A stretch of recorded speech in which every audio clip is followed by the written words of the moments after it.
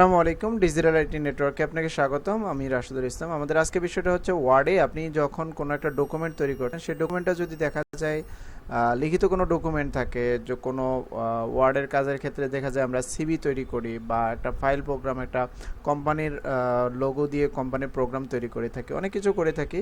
তো সেই ধরনের একটা প্রোগ্রাম যখন ডকুমেন্ট আপনি ক্রিয়েট করবেন, ডকুমেন্টটা ক্রিয়েট করার শুরুতেই দেখা যায় একটা কভার পেজ দিতে হয় বা একটা টেক্সট বক্স দিতে হয়। তো সেক্ষেত্রে সেটা কিভাবে করবেন? ধরেন আপনি হোমে আছেন, এটা যদি আপনি উইন্ডোজ মাইক্রোসফটের 2016 বা 2019 বা 2021টা ব্যবহার করে থাকেন, তাহলে কিন্তু সরাসরি এখানে অপশন পাবেন কভার পেজের।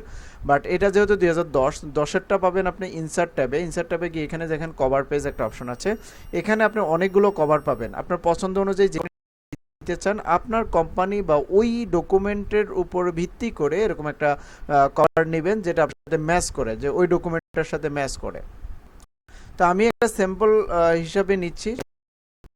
যেমন আমি এই ডকুমেন্টটা নিলাম, এখানে ডকুমেন্টটা মানে কভারটা নিলাম এরকম যে দেখতে একটু যেন সুন্দর লাগে।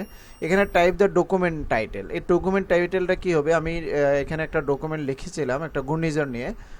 তো ঘূর্ণিঝড় বিষয়টা যদি এখানে আমি লিখি যে প্রাকৃতিক যেটা দুর্যোগ, যেটা ইংলিশে লিখতে পারি যে ন্যাচারাল ডিজাস্টার।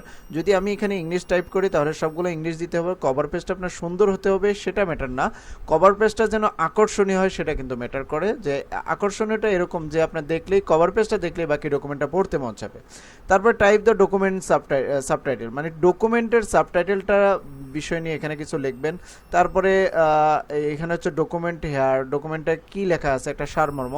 আর এখানে কে লিখতেছে বা লেখককে, পিক দ্য ডেট, কবে লিখতেছেন বা কবে ডেটটা, কবে এই ডকুমেন্টটা তৈরি করেছেন, এই ধরনের একটা কভার পেজ। তো এখান থেকে কভার পেজ চাইলে অনেকগুলো দিতে আরও অন্য সুন্দর সুন্দর, এবং এই কভার পেজগুলো এডিট করা যাবে, যেগুলো আমি পূর্বে ওয়ার্ড সম্পর্কে, ওয়ার্ডের একটা টিউটোরিয়াল নিয়েছিলাম প্রায় 20 থেকে 30 মিনিট। আমার পূর্বের ভিডিওগুলো দেখলে আপনি ওয়ার্ড সম্পর্কে জানতে পারবেন।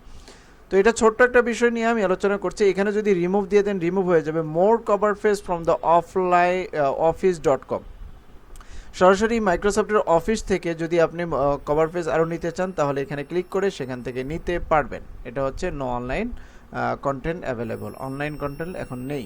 জাস্ট এগুলো যেগুলো দিয়েছে এখান থেকে আপনি ইউজ করতে পারবেন। তো আপনার কভার পেজটা এইভাবে নিয়ে আপনি ডকুমেন্টে ক্লিক করলে দেখা যায় কভার পেজটা দেখেই কিন্তু আপনার ডকুমেন্টটা পড়ার জন্য বা ডকুমেন্টটা দেখার জন্য আগ্রহী প্রকাশ করবে। তো আজকে ভিডিওটা এই পর্যন্তই। আশা করি এখান থেকে শিখতে পারবেন কভার পেজটা ক্রিয়েট করা, কভার পেজটা ডিজাইন করা। ভালো থাকবেন, সুস্থ থাকবেন। আসসালামু আলাইকুম।